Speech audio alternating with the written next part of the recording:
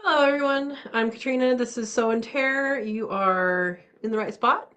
I do a live chat every Monday night, 6 p.m. Pacific time, and I'm a minute early, so we gotta wait for that, right? All right, it's 6 o'clock now. There we go. I'm Katrina. This is Sow and Tare live chat. We do this every Monday night, 6 p.m. Pacific time, except for like today, the first Monday of the month we do it on a Thursday. Hopefully that made sense. Anyway, I hope everybody's doing good. I see we have some people here. Thursdays are interesting because people either remember it or sometimes people come on that don't usually come on because they're used to Mondays. And then sometimes people forget. So we'll see what the deal is. All right. Up at the top, we have Steve's here. Welcome, Steve. Steve is S.O. Swanson, a little wrench in blue. He's moderator, and he has quail. Was here, may still be. Okay. Sounds like you have stuff to do. And Verna is Vay's Place, also in Blue Little Wrench, another moderator. And she has a channel. She does lives on Wednesday evenings and Saturday mornings. And she does homesteading stuff from her apartment. All right. Hey, Katrina, second like you're right after cuz. All right. Erica's here. Welcome, Erica. Welcome. Erica, I need you to message me your recipe because we're going to use that recipe for this month's Cook With Me Live. Um, I don't have the recipe yet. So, and then we do need to vote on when we're doing the Cook With Me Live. We're going to be voting on that. If you guys have not joined if you haven't joined the channel, join the channel. I'm going to put some links up here because I have them right here. So if you haven't joined the channel, go ahead and join the channel. I'll put a link here, and then also they'll be down in the description of all the videos. And then also we have I didn't put it on here. Okay, well, if you are a member and you have not signed up for the Facebook group, that is a good thing to do because I'm going to do some voting over there for when we want to cook. And so, yeah, that'll be sometime this month. I mean, we do it every month, but it'll be sometime this month. And let's see. And this is what you type in to find that group. And if you are a member, I'll let you in. If not, sorry. But we do have another Facebook group, Friends of Sow and Tare, which everybody is welcome to join. You do have to answer questions and accept the rules and all that. And so everybody can join that one. But if you are a member, you get the special group. So, all right, welcome, Erica. And yeah, message me that so I know what to put out. All right. Verna's back. Awesome. She will. Verna. Yeah. Okay, awesome. Erica's gonna get to this weekend. Awesome. Um okay.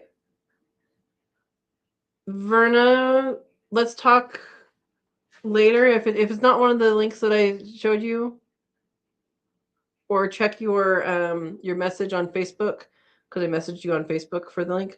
But you can search for the group Katrina's Kits Sow and Tare, and I thought they already accepted you in.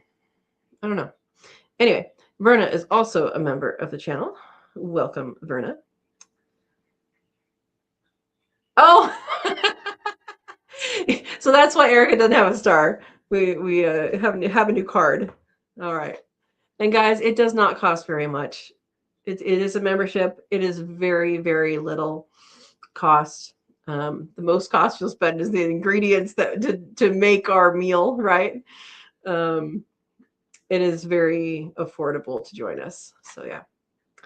All right. Oh, thank you, Verna. You got it. All right. I need to save that to my master link list for the channel. I forgot to do that. Oh, that's okay though. It's okay. All right. So I hope everybody's doing well. Yeah, everything is okay here. I have someone coming to replace the water heater that, if you guys saw Tuesday's ridiculous video, you know it needs replacing. It's been in the carport for a while. The guy came to deliver it 4 days early and was an absolute jerk. And so I had to report him, and that was not fun. I don't like being the bad guy, but it had to happen. Um,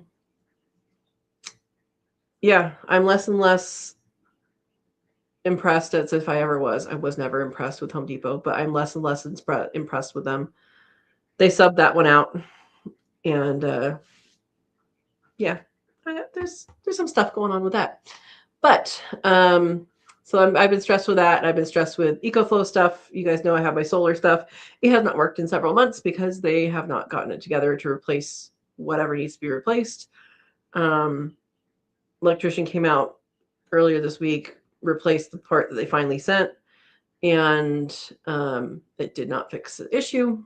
So I've been in a little bit of a state of pissiness. Hopefully that hasn't come through to anybody that, you know, I come in contact with, but it it definitely has been affecting me. So good things from now on. Oh, so the good thing that did happen, yeah, don't blame me. Exactly, Verna. Exactly. My friend did help me do the belt in my Jeep. So what happened with the Jeep is there was the serpentine belt, which is what runs like, well, everything. It runs the alternators on there. You know, it makes it's what makes the car work. That broke, and so finding it was the issue. He went and got one, which he thought it was. Then came back and it was the wrong one. Returned that, and then he's like looking, and nothing was around. And then finally he's like, okay, can you go up to Canyonville? Yeah, I can do that. Okay, because we're going all over the place. Finally found they mailed it to a place 20 minutes away, and picked it up, and we put it on. And yeah, also replaced I don't remember what they're called, but the spinner wheels, not the ones with the grooves, but the spinner wheels that is involved in all the serpentine because their bearings were going out. But easy fix, but when you have the parts. So thank you to my friend who helped me out with that. So the Jeep works again. It's good. And so that's a good thing, right? That's a good thing. Anyway, so I've been a little bit of a stress state at the beginning of the year. So hopefully this does not continue. Hopefully we get everything settled, everything good, and yeah, I'm doing what I can. How about that? So anyway, thank you, Verna and Erica, for your sympathies. um anyway, there are good people. It seems like the bad people are, overrunning. But yeah. Oh yeah, so Verna, I put that picture on my personal Facebook. Yeah. So do I have it on here? I think I have it on here. uh I'll put it in the weekend review for next week. But I looked out, and Ringo and Mama Kitty, the two kitties here, they were sitting on top of the Jeep. Do I have it? Oh, I might not have it on my phone anymore. There it is. So I looked out the window. Yes, it's a dirty kitchen window. Whatever. But this is what I saw. And they're on top. That's a jack. That's what she's referring to. But yeah, Verna says cats were funny in the post. Ringo looked like he was ready to use a machine pew pew, and Mama Kitty was the lookout. Yeah, they have a nice setup there. I mean, they like having a vehicle there. I find that if I don't have a vehicle there overnight, they're kind of uncomfortable. I think they like to be kind of closed in and comfortable, but then they can go under it or on top of the vehicle if they want to. and they spend a lot of time on top of whatever vehicle's in there. So it's kind of funny. Kind of funny. But yeah, so they're doing good. I did worm them. What was that? A couple weeks ago. Haven't seen anything since. So hope that's done. I saw little things on Ringo's back end. It's something that happens with cats when they're outdoor cats. It's really easy to do. It's a pill that you can crush up and put into, like wet food. Like they were like, "Ooh, wet food." Yeah, yeah. Yeah, Verna says, yeah, the time with all the paw prints on the Jeep. Yep. Yep. We got snow overnight, and I have my RAV4s not in the carport, the Jeep's in carport, RAV4s out, and it was just a little dusting. I wouldn't even call it dusting because that implies it was dry. This was super wet snow. Yesterday, it snowed quite a bit out of the sky, but about that far from the ground, it turned to water. Like it was like splat on contact, and it didn't actually land as snow until sometime over the night. And with that, an interesting thing because I can show you. I have the tube in here. So Cocorahs is Cocorahs, and let me actually get that. I gotta scoot you guys back to get it. I have my gauge inside just because I had to let it melt because I forgot to take out the funnel. You guys will understand once I show you it.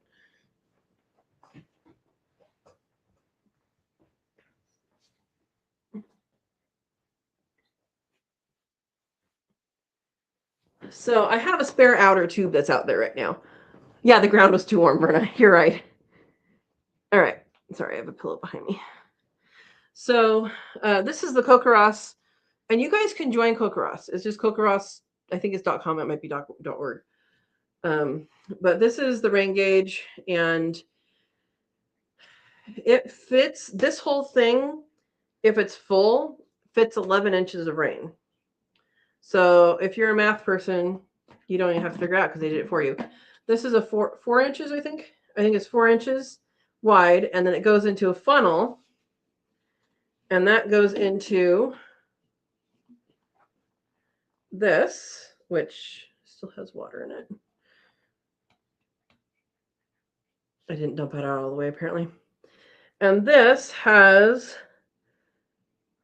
so like this right here is 1/10 of an inch. So this whole tube, if this whole tube fills up to right here, up here, then that is 1 inch of rain. So it's a very accurate way to measure the rain. And when you have snow, you're supposed to take this tube out and measure the snow, like melt it, and then pour it into here and measure the content. You have and I don't know where my ruler is, and I should know where it is. I know I have it, but yeah, there's also a ruler that is in tenths of inch, and it is for measuring the snow depth. And so I estimated it today because it was patchy and it was all over the place, and I went 0.02. But it is a really good thing to be involved in this because you know your own, moisture, the precipitation. They also have, I don't have them, but they also have hail pads that you can get, and you put foil over them, and it makes a dent in it, and you can measure the dents. But you can report all types of weather. You can report significant weather, like, hey, something's happening right now, or all of this. So anyway, sorry, I had to get rid of something there. Oh, Shawnee here is here. Welcome, welcome. Yeah, so having a rain gauge is a good thing, and this is the rain gauge I have.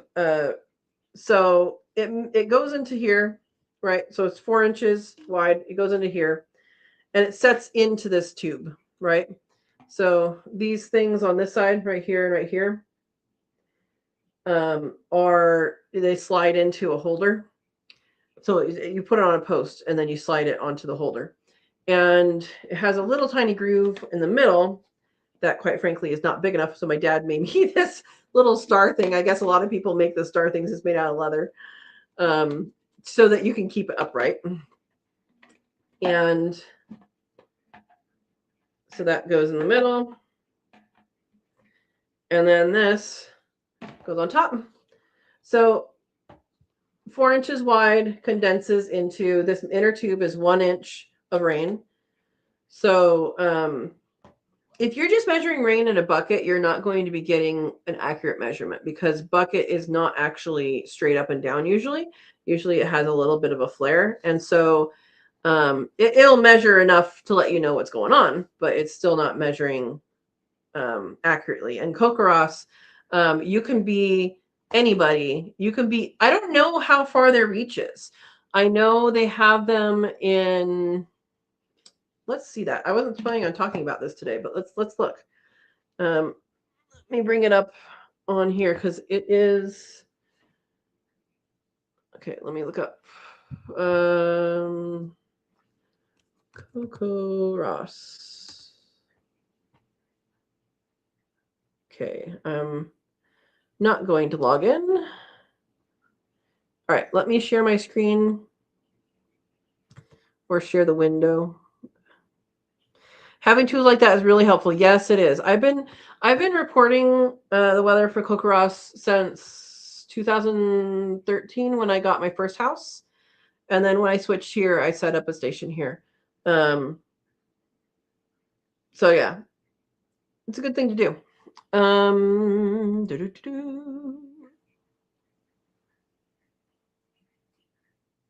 Share screen, I think is what I want to do, right? Window.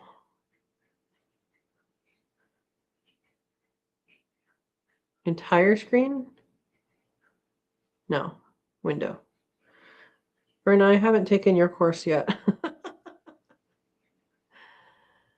All right. So this is the United States. All of those little dots are gauges. So the ones that are white inside means it didn't rain today.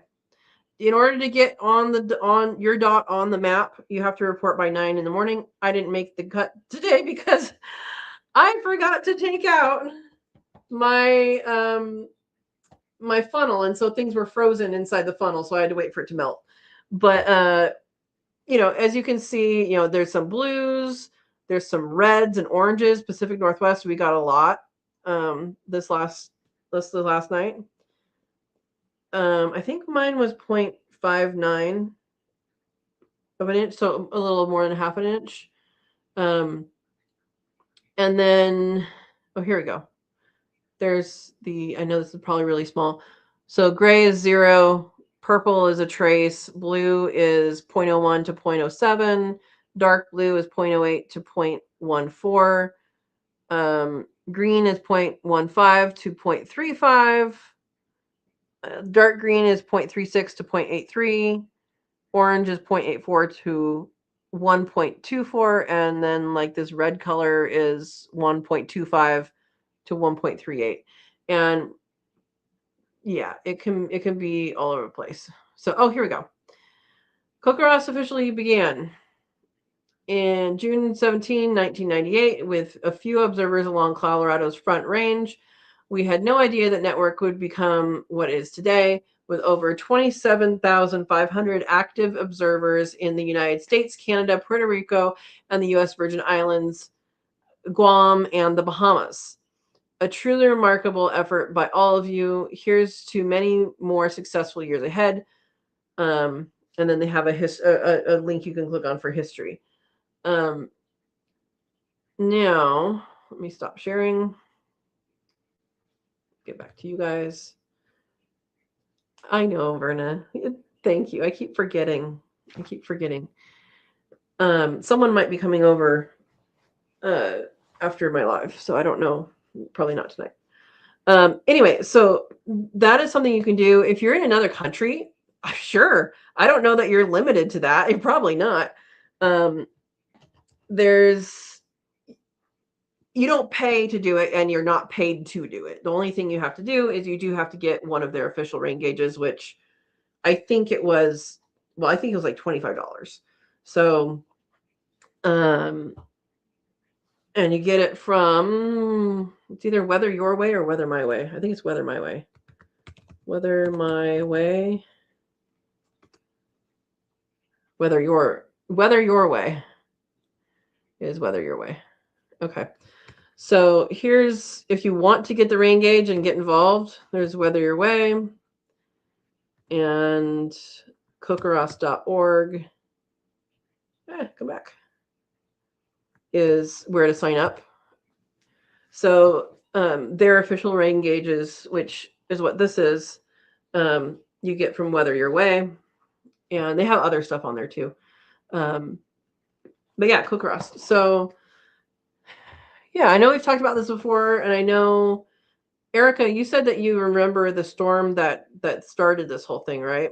It was in Colorado. It basically wiped out a town. They had no warning because they didn't have any on-the-ground observers, and the radar was not showing what reality was showing.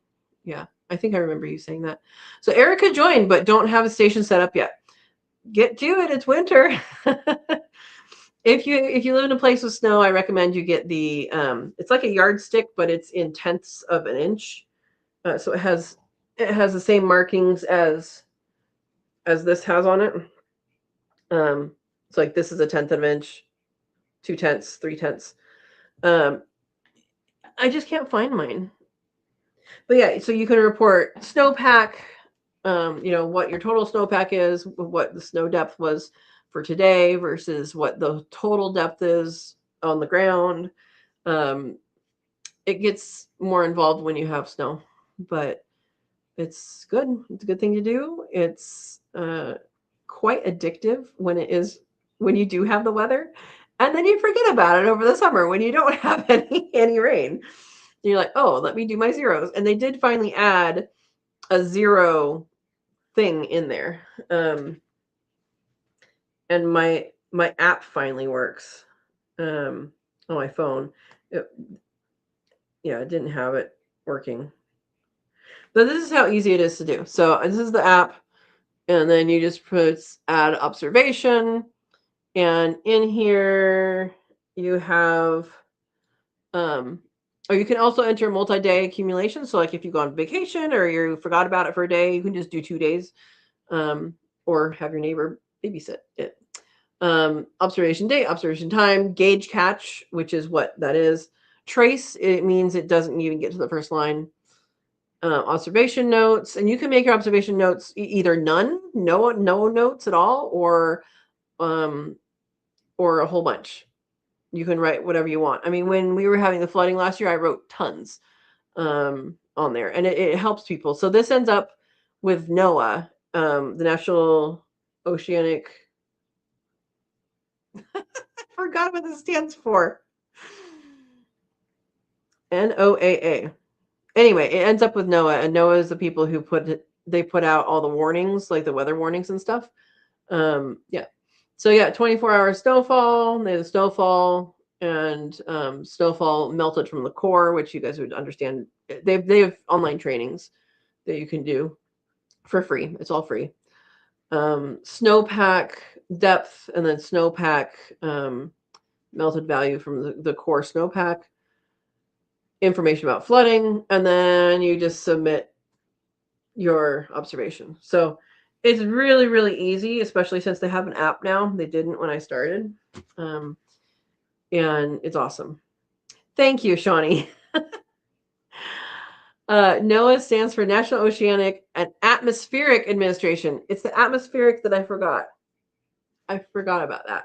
Yes, they do everything in the ocean and everything blue.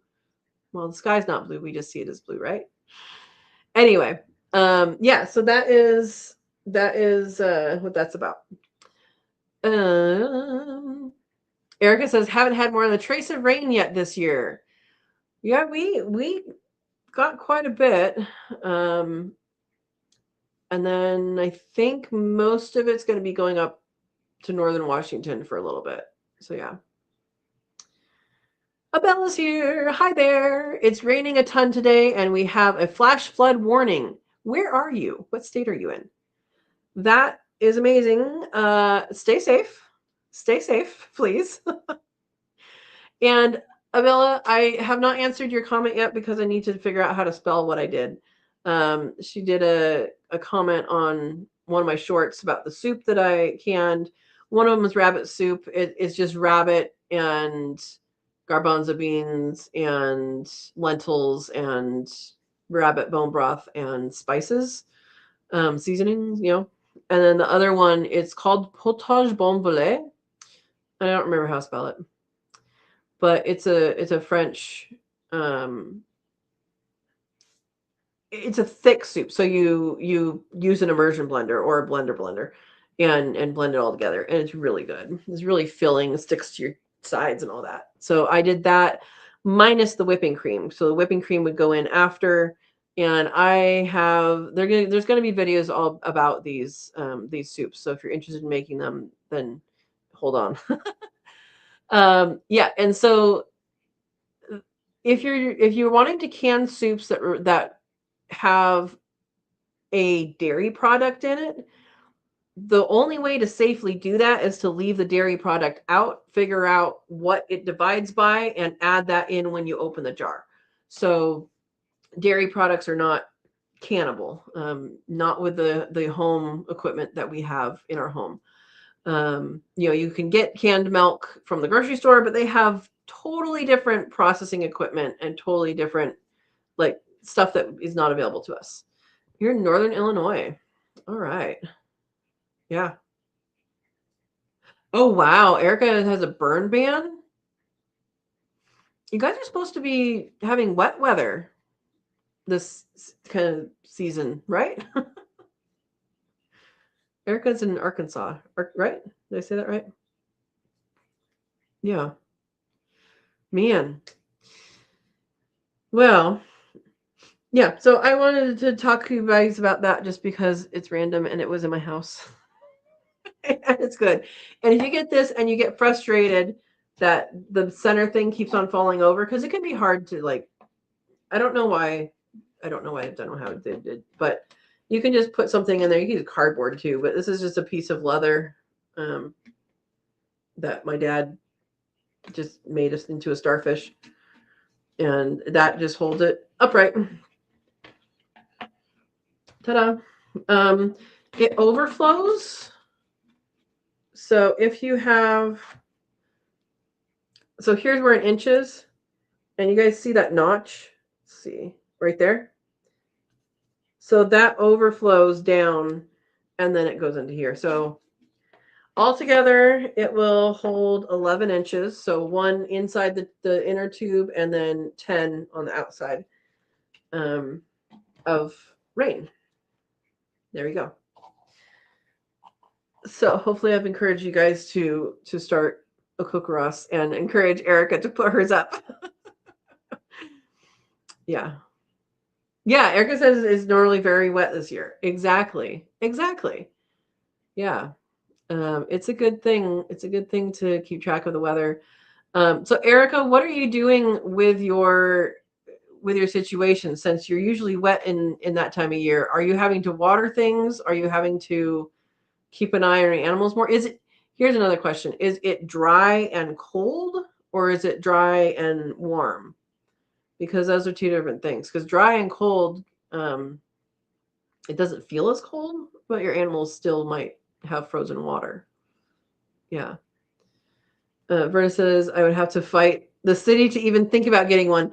Yeah, you'd have to convince a neighbor. It's warm. Really? It was 36 when I sat down. I can't see it from here. I'm too short now. But it was 36 when I sat down here. It obviously was colder last night, but it warmed up a little bit, but not that much. Yeah, near Texas. Man. All right. Well, hopefully you get some precipitation in the wintertime when it's supposed to be happening. We have not gotten nearly as much as we did last year. Last year was a flood year for us. There was a lot of water. 50 at Vernus today. 60 at Vernus today. Yeah, it was 36. That was what it was when I sat down. So I'm assuming it was around 36. I don't think it reached 40. Of course, I went out like this. Yeah, so our ground 71. Erica, my goodness. Our ground is a little bit squishy in places that had exposed dirt. And so it's squishy. The French drain is not running yet, so it's not, the water table hasn't gotten up that high yet. I want to see it running. I have a video ready for you guys to see it, but I kind of want to tack on in the end, like it working. But that'll be another time apparently. So yeah, our weather has been different. So last year my neighbor planted everything her normal way, and then we got the flooding, and that totally drowned out her peas. And so that's something that people are probably paying attention to this year, is when they set up their garden, what parts flooded last year. Now where I have my garden, I do need to expand the fencing for it, but it's up, it's not down. So it should not have any problems with that. Hopefully, if it does, then my house is underwater too.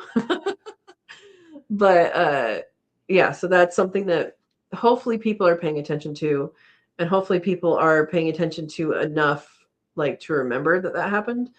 I find people's memories are sometimes not as strong as they could be with year-to-year experiences. Yeah.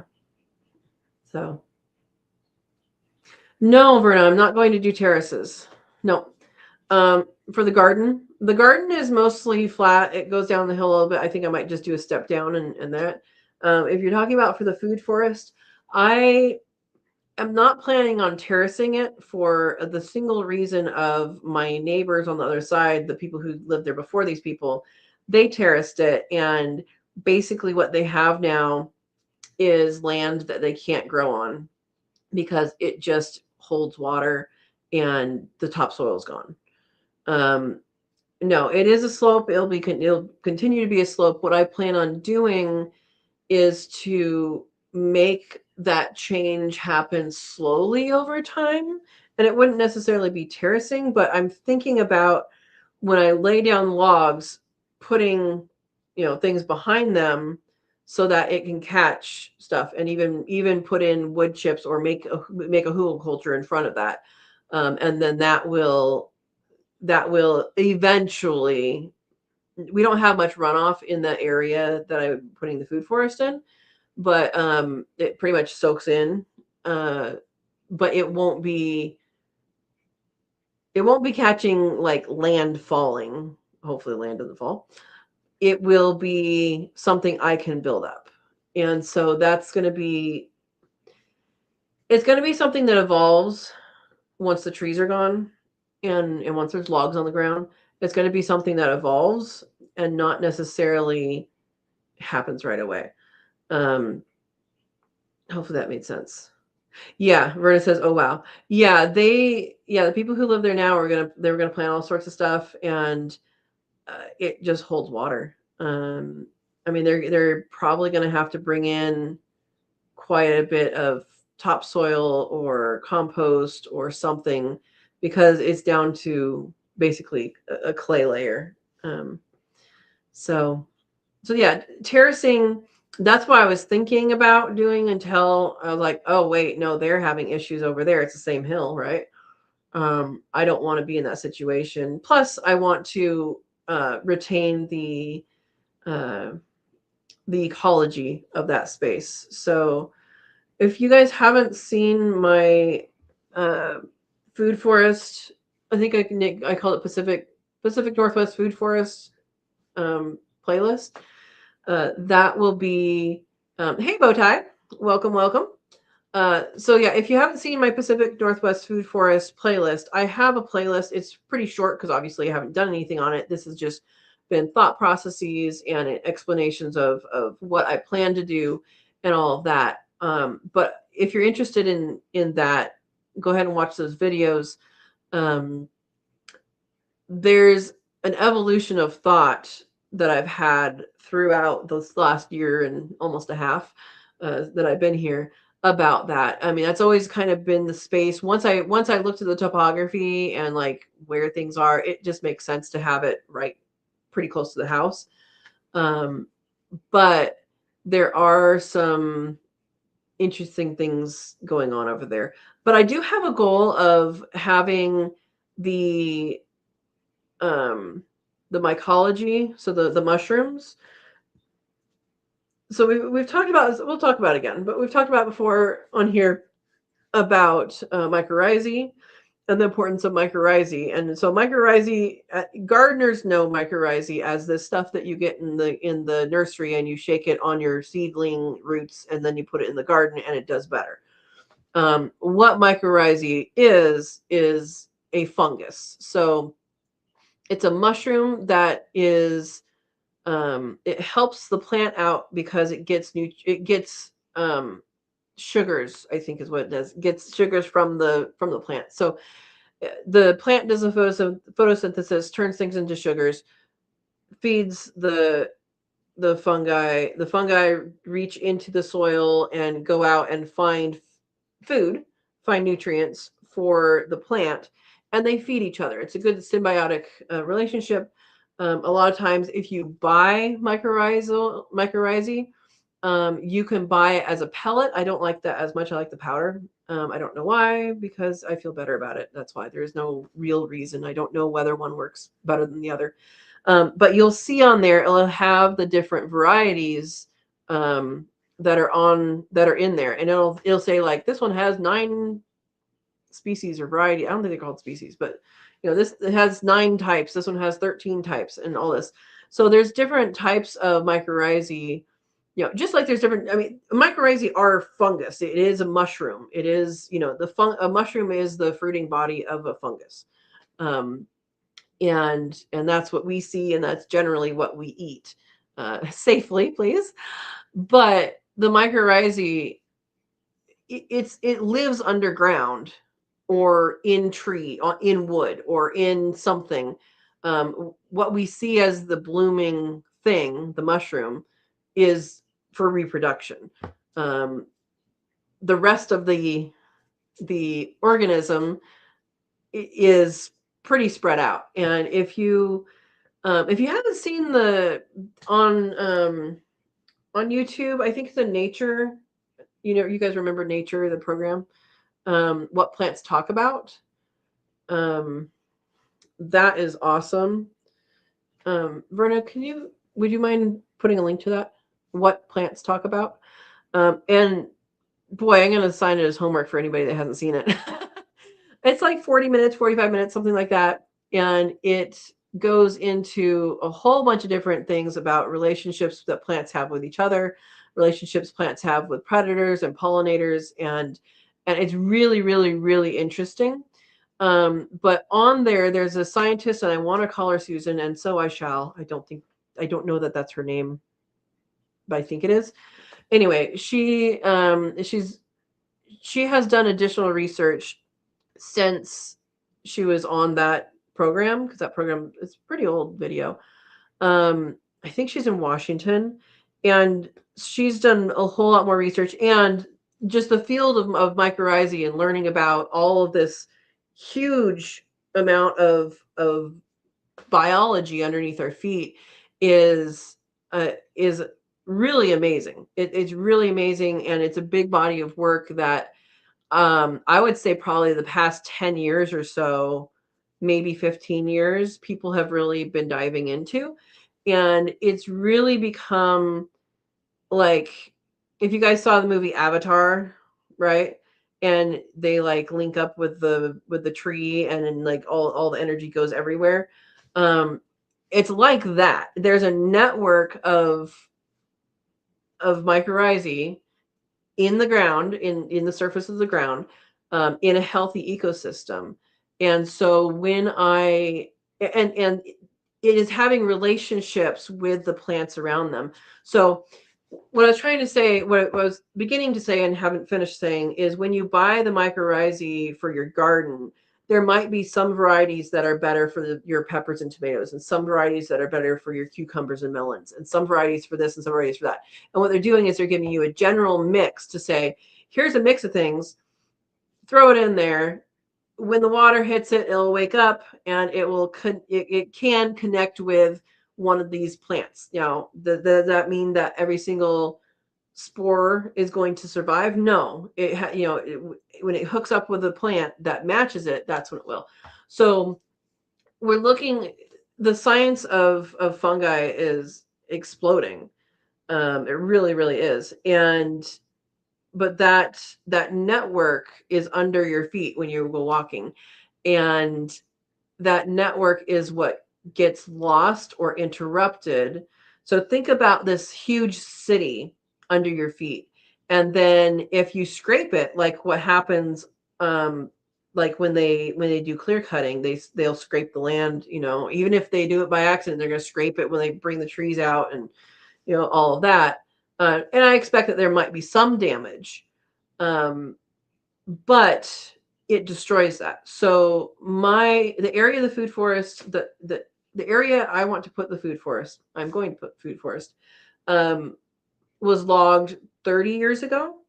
So it is my assumption, because there are mushrooms there, it is my assumption that the mushroom ecosystem is likely in a growing stage. It has not. So in ecology, we call it succession. So you can same thing, succession planting, right? So in succession, let's say there's an event, there's a fire. Now, the first thing to come up is fireweed, and you have these flowers that comes up and all these things, and some like closed cone pines might pop up because they needed the fire to melt the seed coat, um, which we called, you guys remember, scarification, um, to come out. And so all of these first things come out and they start growing. And then at some point, that changes. It changes into a different ecosystem. It changes into a different plant alliance. So I'm trying to use words that are not scientific. Um, it starts as one thing and it moves through a process to another thing. So a young forest will be made up of a different amount of the same species or different species than an old forest. So an old forest might have, more Douglas fir than tan oak. And a young forest might have more tan oak than Douglas fir. So anyway, my point is that there's this growth that's called succession over a long period of time where things mature. A forest matures and then kind of stays in that point until something else catastrophic happens. And what I believe, and I don't have anything to back this up with, but these trees are young enough, but old enough that I believe the mycorrhizae is probably in that growth stage. So what I've interpolated, that's a word now, I said that very weird. What from that is that if I plant things now, and I'm going to keep some trees, I'm going to take all the Douglas fir out because it will shade out everything, but I'm going to keep the other trees. And if I do that, then the mycorrhizae that has established itself will be more likely to find those plants. That's what's happening in my brain. Whether it's true or not, I don't know. But there's your explanation. Tangent. All right. Yes, Bowtie, there are millions of types of fungus. Absolutely. Thank you for the link, Verna. What plants talk about. It's awesome. Bowtie says, "Oh, great! I got here just in time for homework." Bowtie, if you have not seen this one, I promise you're gonna love it. You're gonna love seeing that. So, yeah, absolutely. Hey, my dad's here. Welcome. Um, he says, if and when you get a dog, he or she can cultivate your garden for you and maybe fertilize it too. in different ways. Yes. Yep. Yep. 8 months ago, similar. I gotta go to, where's my YouTube? See what this is. Oh, it wants an ad. Okay. Talking plants, the hidden. Okay, we'll check that one out too. Thank you, Brenna. Yeah, there's the science of what plants talk about. It has really exploded. Yeah. Jacob's here. Welcome, Jacob. Welcome, welcome. All right. And Jacob is also a member. We are going to do the Cook With Me Live, and I'll be putting that on the Facebook group to vote for dates. And Eric is going to get me recipes this weekend for what she wanted to do. And so I'll put that out next week. And then we'll know what we're doing. Okay. Homestead Matters, welcome. Oh, hello, folks. Shout out to Jacob and his awesome woodworking skills. Awesome. Verna, if you would like to put Jacob's woodworking stuff in there, that would be good. Jacob is a woodworker. I actually don't know your page. I know it exists. I just don't know the name of it. But that would be okay. Or Jacob, if you want to say the name, you can't do the website, but you can say the name and where to look for it. Yeah. Yeah, welcome. So we spanned a little bit of things here. We talked about Kokoros and our rain gauge and how to sign up for that, and talked about the simple recipe, but so yummy. Hey, we like simple and yummy. Good job, Erica. Yeah, so, and then we went off on the fungal network sidetrack.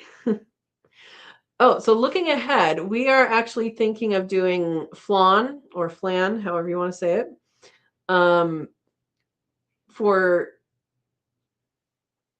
February. What are the dates? We should look at the dates. We tend to do something sweet in February because, Valentine's Day. Or if you're unattached, you can celebrate Morgan's birthday with me.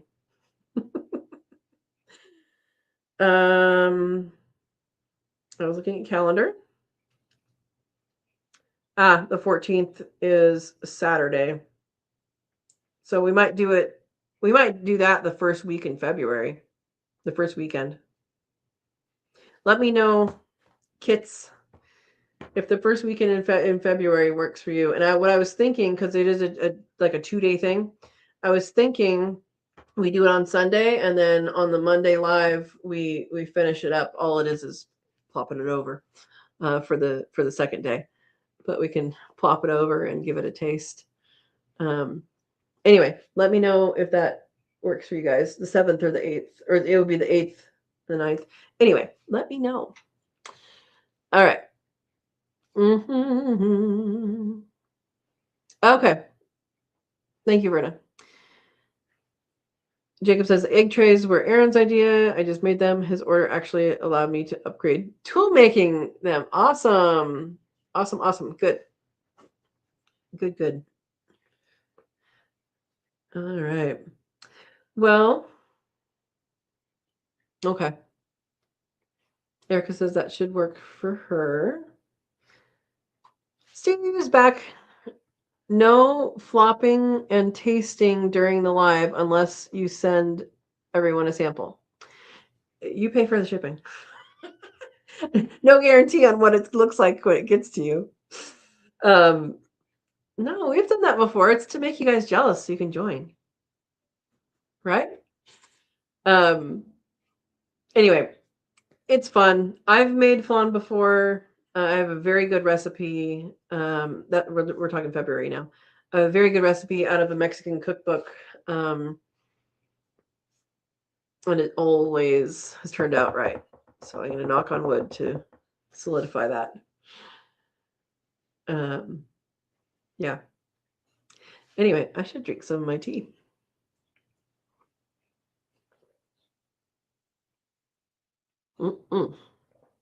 more homemade tea that I put in the fridge. I think I need to do that. Maybe that's my New Year's resolution. It's not really a resolution. It's not actually a goal either. Something I feel like I should do is to have, my flavored water tea in the refrigerator.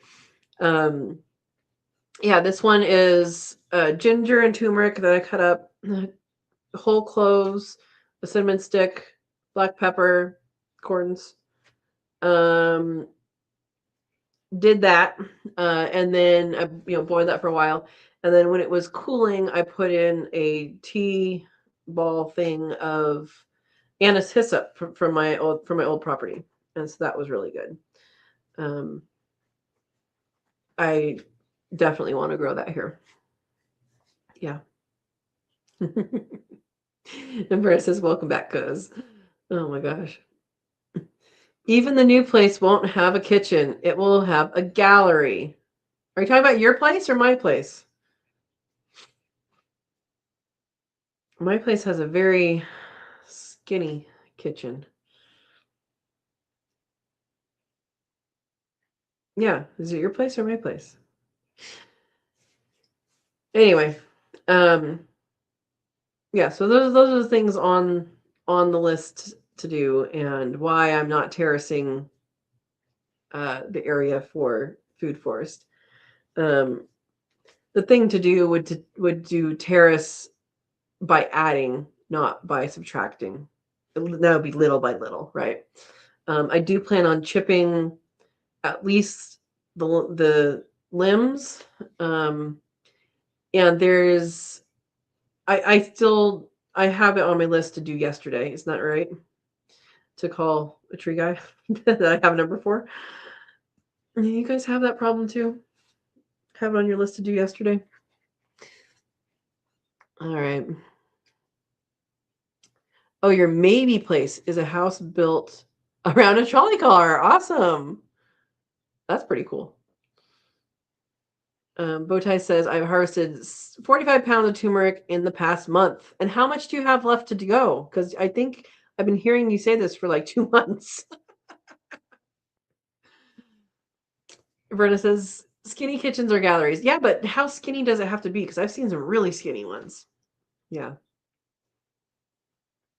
That says, Steve, do you have a boat guy? Do you have a gallery? Do you gallery frequently? Oh my gosh. Yeah, I figured turmeric root. You're saying you didn't weigh the leaves, is what you're saying. You can use the leaves too. What do you use the leaves for? The leaves are medicinal for something, and I don't remember what. Look it up. I think it's used in some foods, but I don't remember what it is. Thank you for the link for Jacob's Woodworking Facebook page, Verna. Bojai says my turmeric harvest is complete, technically 44.62 pounds. And how much of that's going back in the ground? Yeah, I should say congratulations too. That was rude of me. For saying congratulations. 44.62, huh? That's good. That is good. Yeah, I've never grown that much, but I have grown a pretty good sized space of both turmeric and ginger. Yeah. So, we got Steve going. Turmeric leaves health benefits like anti-inflammatory and digestive support. There you go. Thank you, Steve. Okay, we're putting 15 pounds back in. Okay. At your place and another person's place? That's good.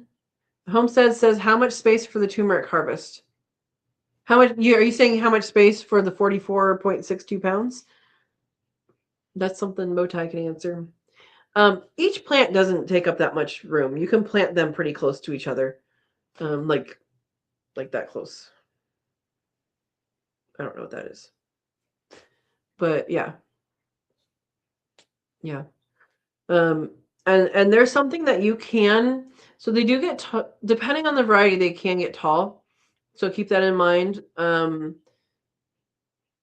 They do okay in somewhat shady.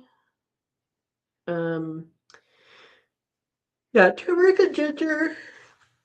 So when I do get my, I don't know what to call it. I've been calling it a high tunnel, but I don't think that's going to be an accurate name. When I do get my greenhouse tunnel thingy up, which is not happening right now and probably not this year, I want to do ginger and turmeric as a part of that, inside there to live with the quail. Uh, yeah, yeah, bow tie. You do stuff like I do. It was spread all around our 4th acre. Was testing various areas. Tallest plant was 7 feet tall. I never got one that tall. Wow. Okay, tallest plant was 7 feet tall. Did it also have the biggest roots or the most roots, or was it all veg? These are the experiments we need to know the answers to. Yeah.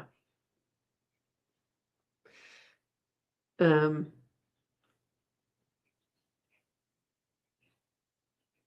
yeah.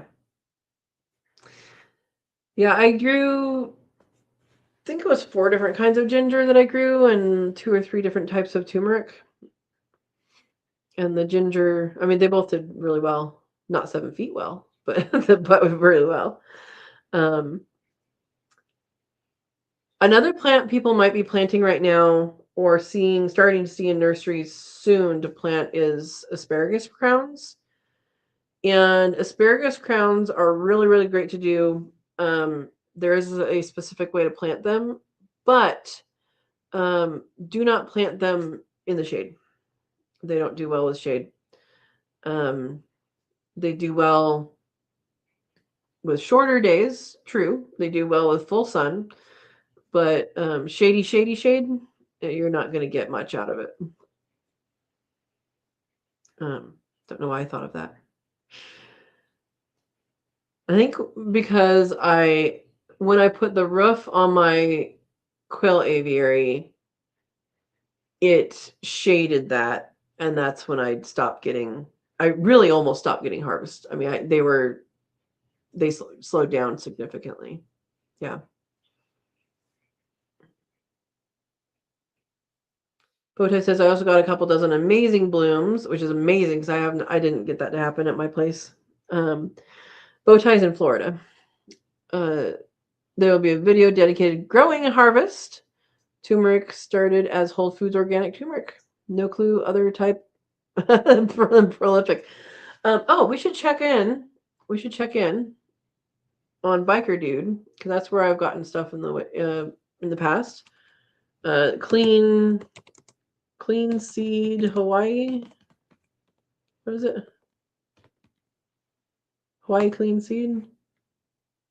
Yeah, I need to just type in Biker Dude. That's how I find it all the time.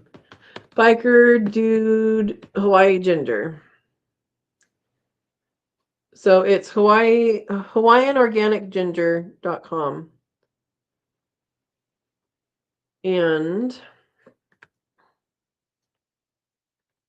where'd you guys go? There you are.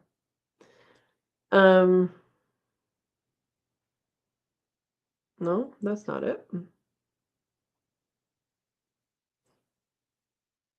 Good night, Erica.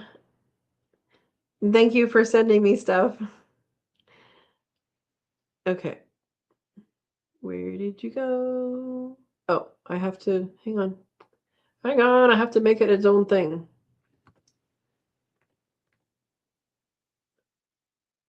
Share screen. Hawaii Clean Seed. So this is where I've got it in the past, and they have some interesting types. And I want to look and see. Okay, can you guys see that? You can.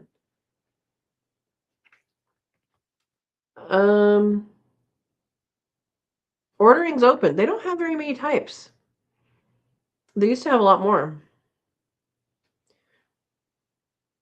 I have 3 types of turmeric, so that, like, see how orange this one is over here and this one's yellow? There's different kinds. Oh, yeah, they don't have sampler packs right now. So I wonder what happened to that. So they also have a growing guide on here. And they're a really good source. Like they actually respond to emails and stuff. Like look at that. Look at that ginger. Look at that ginger. Um, they have some really good information. And they used to have more stuff on there, so I'm not sure what's going on with them. But yeah. Thank you, Steve, for the link. So that opened on I think the 1st of January. And then I think it's mailed in like March or April, March maybe. I don't remember. February, March? Might be February, March. So yeah. Uh-oh. Bowtie has to go back to bed? Oh, I guess it is 3 hours later for you. Back hurting from finishing scraping ceiling yesterday. Oh, tea's kicking in. All right. Well, have a good night, Bowtie. Thank you for stopping by. And hopefully your ceiling is done being scraped. Maybe it was popcorn ceiling. That's the only reason I would think scrape a ceiling. So hopefully you're done with that and get into good rest and an Epsom salt bath, and you'll be good. So yeah.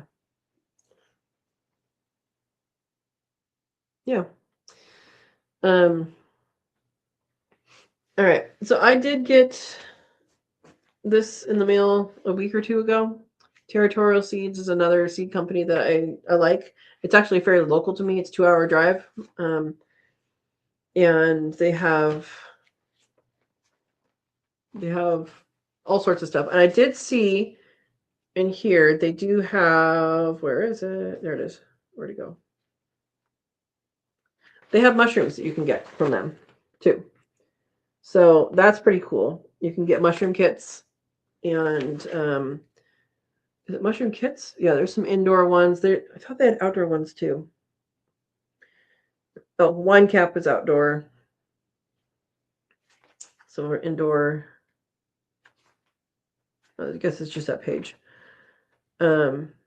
But I thought that was cool. What oyster, lion's mane, cosmic queen oyster, wine cap, shiitake, reishi antler. So pretty cool. I just flipped through and I saw that. But there's tons of other stuff in here too. But anyway, since we're talking about mushrooms, I was like, oh, maybe I should bring that up.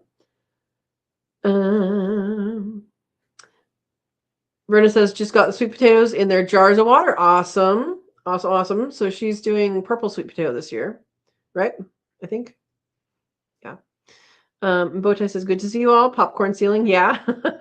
Thanks for the homework. You're welcome. I guess we'll put on a watch list. Yep. For sure. Yeah, you're gonna love that one. It's an oldie but goodie. And I go and watch it every once in a while just because it's just so amazing. Yeah. I think my dad's heading out too. Have a great evening all. Good night. Okay, so Verna, you're doing 2 types, one of your standards and one of the purple Japanese. Awesome. Everybody saying good night. Yeah. So that's cool. That's good. I am not buying any seeds this year. I am going to grow what I have because I have lots of seeds. And that doesn't necessarily mean I won't stop by a nursery. But I'm going to try not to because I do have a lot of seeds. But there are a lot of different things here. I'm in a new region, and so I can try different things. But I think what I'm going to do this year is I'm low on tomato sauce for sure. I bought some. So I definitely am going to do, there's Anna's hyssop. Yeah. I definitely going to do probably more tomatoes than people think I need. And I'm going to do zucchini. I want to find the seeds for the cucumber that I grew my last year in Gilroy, because that was a delicious cucumber that didn't get bitter and it grows small. So like I don't know how it would pickle, but I'm assuming it would pickle great. And I'm on a sweet pickle like kick right now too. I don't know why, but they're good. Um, but they juiced well. They were good for fresh eating, and I didn't pickle any last year, but I'm sure they would do really well. Um, so I'm kind of going to do a bunch of standard things in the garden this year. Um, I'll probably throw something special in at some point, but I want to make sure that I get kind of stocked up on the tomato sauce, and I'm starting to eat the pineapple zucchini that we made. When did we make that? We made that as a cook with me live for the members sometime last summer or this last summer. Um, but I want to make a bunch of that. I really feel like I want to make a bunch of that. Um, I think I prefer shredding it. I think I do. We did chunks in this batch, but I think I prefer shredding it. So yeah. Um, and I don't know about eggplants here. Um, how that works is a little cooler, so I might stick with the smaller varieties. Smaller varieties I've found do good. Um, there was a white one that I would grow in Gilroy, and actually I had one over winter, a couple winters, in Gilroy. It wouldn't overwinter here, but it was underneath the apple tree where I planted it. It was actually kind of shady where it was. It did really great. So, Verna says, if I do tomatoes, I will have to stick to cherry tomatoes so that I will be able to eat my own. Otherwise, they get stolen. Oh, yeah. Yeah. 4 months ago? It was 4 months ago that we did the pineapple zucchini. Well, it's a good one. It's a good one. And that is a water bath canning. So you don't have to can them, but I do. That's a water bath canning. So you can do that if you have a stock pot. You don't need a water bath canner to can in a water bath. You can literally use a stock pot. And I did that for years and years and years. And I think it was right before I moved here, maybe a year or two before I moved here, that I got a water bath canner, an actual canner. Yeah. Steve says, I'd steal all your green regular for fried green tomatoes. She says that's what happens. Oh my gosh. Oh my gosh. Yeah, what I really like, and I need to I bought a sage plant last year, and I don't think it lived. I think the deer ate it because it was not protected. Um, but what I love is sage, like culinary sage, and you cook that in butter. Actually, I have a video on this. I think I called it dessert leaves or simple garden dessert. I think dessert is in the name. Anyway, and it's you basically you cook the sage and butter, and this is not something you should have every day. And then you can eat the leaves, and I call them dessert leaves because they're just fabulous. They're crunchy and fabulous. And then use zucchini blossoms or pumpkin blossoms or any of those squash blossoms, and check them for bees because bees like to sleep in them. Check them for little flies because the little pollinators get in there. But then stuff it with you can put a little bit of cream cheese, a little bit of sage, and a little piece of date in there, and then twist the top and put it into the butter that you just browned with the sage in it. The sage can be taken out at that point and eaten. And those are delicious. Those are absolutely delicious. So that's my mouth is watering. That's what I'm looking forward to. Now, a lot of varieties of squashes, especially like pumpkins, they don't put on female flowers until it gets warmer, and the male flowers pop up everywhere. So you have lots of them to eat, and I actually like it with the pollen in it. It has a better flavor. But um, that was what was happening. I grew pie pumpkins once, which I probably will never do again because they are not the ones that make the best pie. Um, but yeah, it basically they put out male flowers because the female flowers are like, I'm not gonna do it until I know it's gonna work.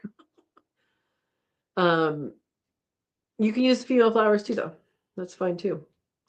But it makes a really, really great snack, meal, whatever you want it to be. So yeah, it's a good thing. It's a good thing. Um, yeah. Another thing is when you do the males, so the male flowers tend to close up after one day. They're only open for one day. And so if they haven't pollinated anybody, it's not going to happen. So if you collect them late morning or even in the evening, but late morning is good because they're still fresh, uh, and they are already closed up, then and they have no bees in them, then they will be really, really good for that. You can just cook them up too. So yeah. Anyway, I've gone off on a tangent.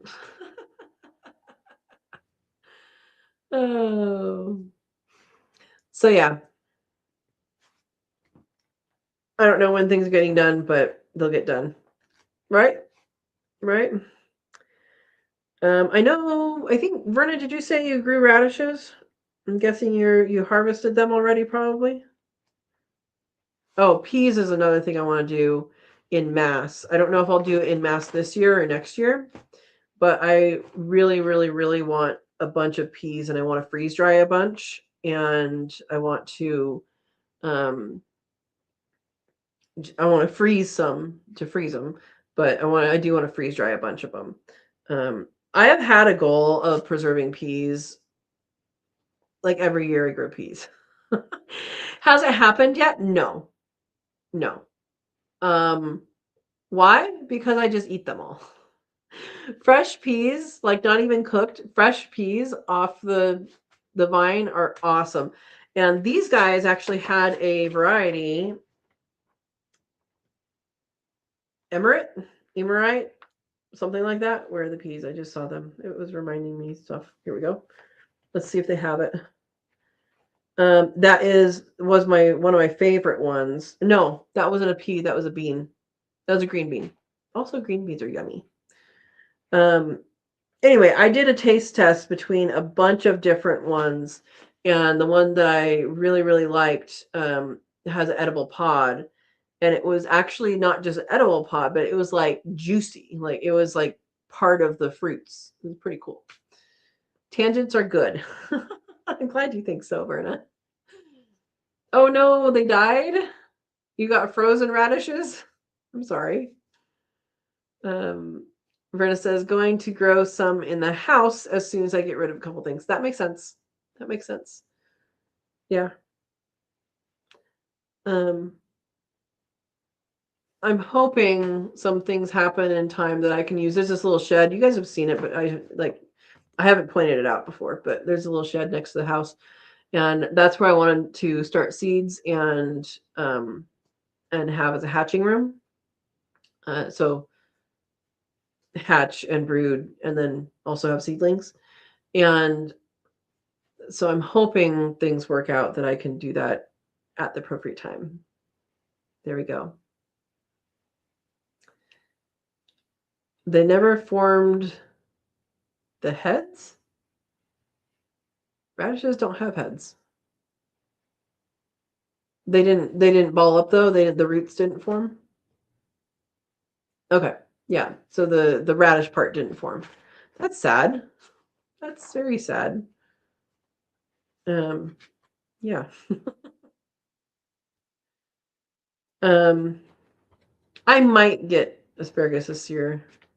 It's always good to plant more asparagus because it takes a long time. Let's see what these guys have. They have Atlas. I've never heard of that one. Very hardy and good resistance to something I don't know about. What is this? Fusarium. Fusarium? And will overwinter to zone 3. Oh my gosh. I'm not in zone 3. Purple Passion. Jersey Night. Millennium. There you go. Why do they have a snowflake? I'm guessing that means they're hardy. Where's their index? Cold hardy variety. Okay. So these guys have little pictures that show that. Oh, Verna says a shady area, not enough light to feed them. Yeah, sun is important. At my old property, when I took down, there was these two like 80-foot tall instant cedar trees that someone had topped at some point, and so they're popsicle sticking up, and they were not safe. A branch had fallen on my neighbor's roof before I owned the property, and she would go to her parents' house every time there was a windstorm. Yeah, that feels safe. So, and people are like, "Whoa, what are you doing?" And I like tore out everything, and everybody's like, "Oh my gosh, what on earth are you doing?" And one of my friends, I was posting pictures on Facebook and stuff, and one of my friends like, "Why are you taking all the plants out?" I said, "Just wait. I'm putting in edible stuff. Just wait. I have a vision." And then once he saw it, he's like, "Okay, I get it now." Yeah. Oh, afternoon sun only. Yeah, an afternoon sun in the summer or in the winter is not the same afternoon sun as in the summer. That is for sure. That is for sure. Um, yeah. So anyway, there's a lot of stuff in this catalog, and I don't need to be looking through it because I don't need to actually put anything in there. um, so bunnies are doing good. Risotto and Penne actually have been wanting like nice long pets this week. So I don't know if they've been sensing that I've been stressed or something else, but they have been wanting nice long pets. I did notice Ravioli hasn't had much of an appetite the last couple days. Ravioli and Rigatoni's nest boxes go in on Saturday. So they will have their kits next week. Ravioli, I never fully confirmed. Ravioli had 3 dates with Mr. Percy. If she's not pregnant by now, from all those dates, I don't know. But I never confirmed her. So we'll see. And then it took a couple times to confirm uh, Rigatoni. Sometimes I think, well, maybe they're just having fun. Yeah. So anyway, so that's the news on the bunnies. They're all doing good. The little ones are that are in the pasture. They're doing good. There'll be a video about a little bit of a struggle with them on Tuesday, and we'll share that on Tuesday. But they're doing good. So yeah, it's amazing how fast they grow. Penne's babies are still much smaller than Risotto's babies, and they were born on the same day. They kindled on the same day. I believe um, Risotto kindled before Penne, but when you have 10 babies in your tummy, man, they're going to be smaller. I expect they will probably catch up um, when it's time to go to freezer camp. I suspect they will probably catch up, but um, if they don't, that's fine too. But they're all doing good. They're all healthy. Both litters, I've seen some of the individuals out of the nest box now. I don't know where we are exactly on the age because I just don't remember. But I think we're fairly close to 3 weeks. We're somewhere right around there. Pennies look smaller though than 3 weeks. So generally, at when the babies are 3 weeks old, I rebreed the mom. I might wait an extra week for them, just because pennies are so small. Uh, Usually, when it doesn't matter. Maybe it won't. I don't know. I don't even know where we are on the weekage, but usually that's what happens. And then they go out on pasture at 5 weeks old, and then they're there until they're 12 weeks old. So that's the cycle. This weekend, plan is a keyword. I plan on making a rabbit tractor for pen eggs babies. Risotto's babies will go into the half tractor that's out there, which is 2 feet by 8 feet instead of 4 feet by 8 feet, because she has a smaller litter, 6 of them. They'll do fine. And I do plan on building more tractors throughout time. So, yeah, that is the plan.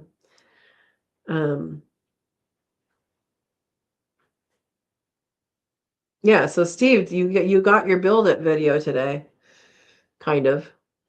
It's a fix it video, and your MacGyver video on Tuesday. He wanted to see more build videos. Yeah. So, anyway, we're slowing down here. You guys aren't doing your comments. What is everybody up to for the beginning of the year? Do we have plans on? We went over my goals last time. Have you guys developed some goals for the year, or some things you'd like to do? Mine is mostly a whole lot of fencing, getting rid of the trees for food forest, and more fencing. There's more than that, but there you go. Verna's looking things up. They're 2 weeks old at least. The last baby bunnies was posted 2 weeks ago. Okay. Yeah. So they might be like 2.5 weeks, because usually there's a lag between. Maybe. Yeah, I mean, they all have their eyes open, and I checked them earlier. I think they had their eyes open last Monday, didn't they? A week ago Monday? Yeah. And Jacob's currently eating dinner, watching it on TV. Awesome. Hi. Where's my dinner? What are you eating? Why can't I have some?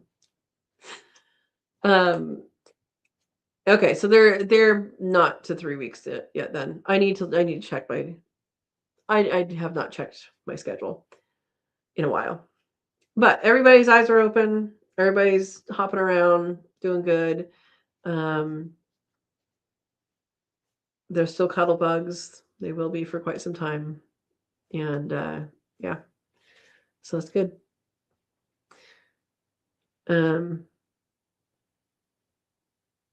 What else can I tell you? I don't know. Chickies are doing fine. They got a big snack this week. Cleaned out the fridge. They're doing fine. Yeah, it's just Overafter and Smile. I don't put them very often in the videos. I don't spend as much time with them as I used to. But yeah. Yeah, 10 days to 2 weeks for the eyes to open. Yep. Yeah, for Verna is talking about the rabbit kits. 10 days is when you might start seeing them open their eyes. If they're not open by day 14, then that is something you can help them with. And I have a recent video actually, one from Rigatoni's litter needed help. It's just warm water and washcloth.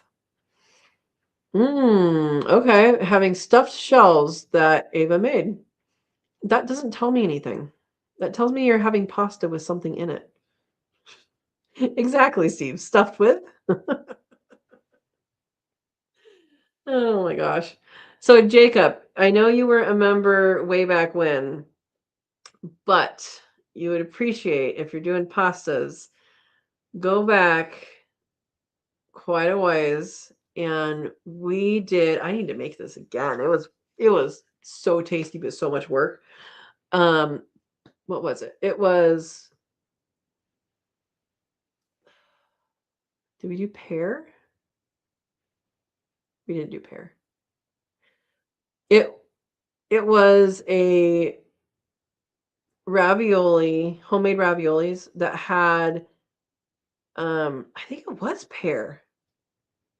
It was pear sauce. We put pear butter, ricotta cheese inside, and then a roasted creamy garlic sauce is what it was in. So good. So so good. Yes. Anyway, so go back and watch that. That was one of the, it wasn't the first one, but it was maybe in the first year. I don't know. All right. Ricotta, spinach, and spices is what I was told with a meat and tomato sauce. We canned. Awesome. So the person is here that I said might show up. So I might end this early, which is fine. Stuffed with garlic cheese. No, I did. It was, the inside was pear butter and ricotta, and then the sauce was a creamy roasted garlic sauce. Yeah. Yes, you'll find that. Manicotti put in shells instead. Okay. Okay. That's good. That's good. Awesome. The ravioli. Yes, the ravioli. All right, guys. I am thinking I am going to cut it short, give you guys a little bit here to see if you need anything else, and go from there. So let me know if you have any more questions, and we'll talk about that. If not, I will be hanging up. All right. Verna says, have a blessed night. Have a good night, all. Awesome. All right. Well, thank you guys for coming. I hope everybody had a good time. Our next live chat is Monday, 6 p.m. Pacific time. And then for those that are not members, maybe become a member. It's fun. And we will be making stuff that is supposed to give us good luck for the new year. And that will be later this month. And so if you are a member and you have not signed up for the Facebook group, please search out Katrina's Kits, Sow and Tare, and join that group. I don't have your emails. That's the thing I would like to have is everybody's emails, but they don't give us to us. I just have a name. All right. So thank you very much, and we will see you guys on Monday. Have a wonderful weekend.